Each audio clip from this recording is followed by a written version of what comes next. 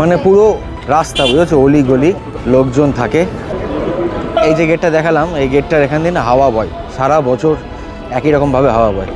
এখানে কি বলো তো, এখানে যার যেরকম জায়গা আছে সে সেই হিসাবে সেটেল হয়ে গেছে। যেমন মনে করো কারো যদি ছাদে রুফটপ জায়গা পায় তাহলে ওরা রেস্টুরেন্ট করে নিয়েছে, এবার যদি তার নিচে ফ্লোর থাকে তাহলে ওরা হোটেল বানিয়ে নিয়েছে, বুঝেছো। রাজস্থানের জয়সলমের শহরে অবস্থিত এটি একটি ঐতিহাসিক দুর্গ। দুর্গটি তৈরি হয়েছিল সোনালী রঙের বালুকা পাথর দিয়ে, যার জন্য সোনার কেল্লা নামে পরিচিত। এই দুর্গটি 1156 খ্রিস্টাব্দে ভাটি রাজবংশের শাসক রাও জয়সাল নির্মাণ করেছিলেন এবং এটি এখন ইউনেস্কো ওয়ার্ল্ড হেরিটেজ সাইট। সোনার কেল্লার আসল নাম হলো জয়সলমীর ফোর্ট। সূর্যোদয় এবং সূর্যাস্তের সময় সূর্যের আলো এই কেল্লায় পড়ায় কেল্লাটি সোনার মতো দেখতে লাগে, যা থেকে এই জয়সলমীর ফোর্টের নাম হয়ে গেছে সোনার কেল্লা। তার উপর সত্যজিৎ রায়ের বিখ্যাত গোয়েন্দা গল্প এবং চলচ্চিত্র সোনার কেল্লা এই নামটিকে আরও জনপ্রিয় করে তোলে।